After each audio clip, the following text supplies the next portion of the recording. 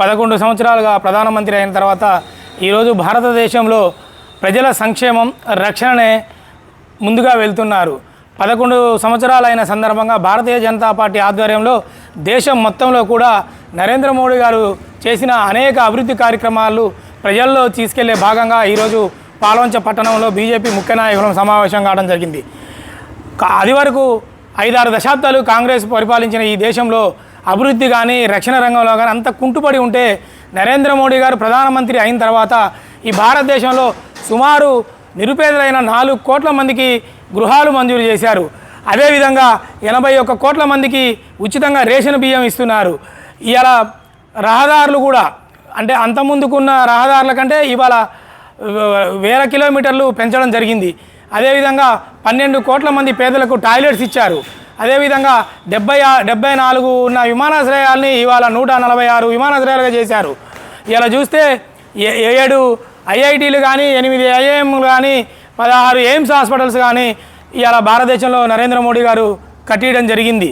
అటు జాతీయ రహదారులు గ్రీన్ఫీల్డ్ హైవేలతో పాటు ఇవాళ నౌకలు కానీ విమానాశ్రయాలు కానీ ఇలా అన్ని రంగాల్లో కూడా నరేంద్ర మోడీ గారు చాలా శరవేగంగా ప్రపంచ దేశాలతో అభివృద్ధి చెందిన ప్రపంచ దేశాలతో పోటీ పడుతున్నారు. అదేవిధంగా ఆర్థికంగా కూడా ఇవాళ ప్రపంచంలోనే 4వ అతిపెద్ద ఆర్థిక వ్యవస్థగా భారతదేశం ఏర్పడ్డది. మరియు ఇవాళ చూస్తే కరోనా టైంలో ప్రజలను ఆడుకోవడం కానీ ఇవాళ శత్రు దేశాలైన టెర్రరిస్టులు కూడా అటాక్ చేస్తే వితిన్ డేస్లోనే ఉగ్రముఖల్ని కూడా సర్వనాశనం చేయగల మిలిటరీ సామర్థ్యాన్ని ఇలా ప్రపంచ అభివృద్ధి చెందిన దేశాలతో పోటీ పడగల సామర్థ్యాన్ని ఇవాళ మన నరేంద్ర మోడీ గారి నాయకత్వంలో మన త్రివిధ దళాలు ఏర్పడడం, ప్రపంచ దేశాలు కూడా మనని చూసి ఇవాళ వ్యాపారాలు చేసుకోవాలన్నా మనకు ఆయుధ సంపత్తి మన దగ్గర నుంచి కొనుగోలు చేయాలన్నా ఇవాళ అవన్నీ కూడా విశ్వగురు అయిన నరేంద్ర మోడీ గారి నాయకత్వంలో జరుగుతున్నాయని చెప్తున్నాము.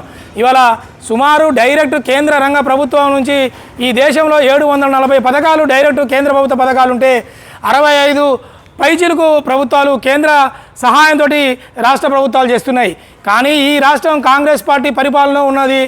ఇక్కడ నరేంద్ర మోడీ గారి నాయకత్వంలో కేంద్ర ప్రభుత్వం అంటే దరిదాపు ప్రజలకు సంబంధించిన సంక్షేమ పథకాలు 900 రకాల పథకాలు అమలవుతుంటే ఈ రాష్ట్ర ప్రభుత్వం వాటి మీద బొమ్మలేసుకొని మురుస్తుంది తప్ప డైరెక్ట్ ఈ రాష్ట్ర ప్రభుత్వం చేయట్లే.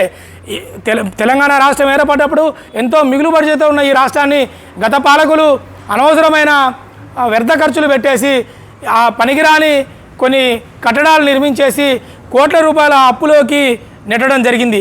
ఇవాళ కాంగ్రెస్ పార్టీ రేవంత్ రెడ్డి గారు వచ్చిన తర్వాత గతంలో అప్పులు చేశారు, ఇవాళ నా దగ్గర ఏమీ లేవంటున్నారు. ఈ రాష్ట్రం ఎంతో కొంత ఇవాళ నడుస్తుందంటే అది ఖచ్చితంగా కేంద్ర ప్రభుత్వ సహాయ సహకారాలతో నడుస్తుంది. కావని వీళ్ళు శ్మశాన వాటికలు కేంద్ర ప్రభుత్వం ఇస్తుంది, ఇటు చూస్తే రైతు వేదికలు కావచ్చు, ఇటు చూస్తే గర్భిణీ స్త్రీలకు పౌష్టికాహారం కావచ్చు, ఇటు పల్లె ప్రకృతి వనాలు కావచ్చు, గ్రామ పంచాయతీలో ఉన్న సీసీ రోడ్లు కావచ్చు, ఇలా చెప్పుకుంటూ పోతే 900 పైచిలుకు సంక్షేమ పథకాలు అభివృద్ధి ఈ అన్ని చదువులకు సంబంధించి. ఎందుకంటే ఇలా ఒక 140 విశ్వవిద్యాలయాలు ఇలా కేంద్ర ప్రభుత్వం ప్రకటించింది. అదేవిధంగా 8000 చిల్లర కాలేజీలు కేంద్ర ప్రభుత్వం ప్రకటించింది.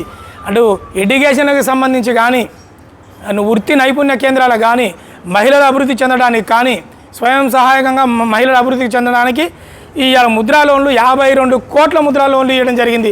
90 లక్షల సహాయ సమృద్ధి కేంద్రం అంటే మన డ్వాక్రా టైపు సంఘాలతోటి ఇవాళ కేంద్ర ప్రభుత్వం 90 లక్షల గ్రూపులకు డబ్బులు ఇవ్వడం జరిగింది. 10 కోట్ల మంది మహిళలు ఇవాళ వారంతట వాళ్ళు వృత్తిపరంగా నైపుణ్యం నేర్చుకోవడానికి ట్రైనింగ్ ఇవ్వడం జరిగింది. ఇలా స్టార్టప్లు 1.6 కోట్ల స్టార్టప్లు ఇవాళ భారతదేశం మొత్తం పెట్టడం జరిగింది. ఇలా చెప్పుకుంటూ పోతే నరేంద్ర మోడీ గారు చేసిన అభివృద్ధి కొన్ని వేలల్లో పథకాలు లక్షల్లో అభివృద్ధి ఉంది. ఎందుకంటే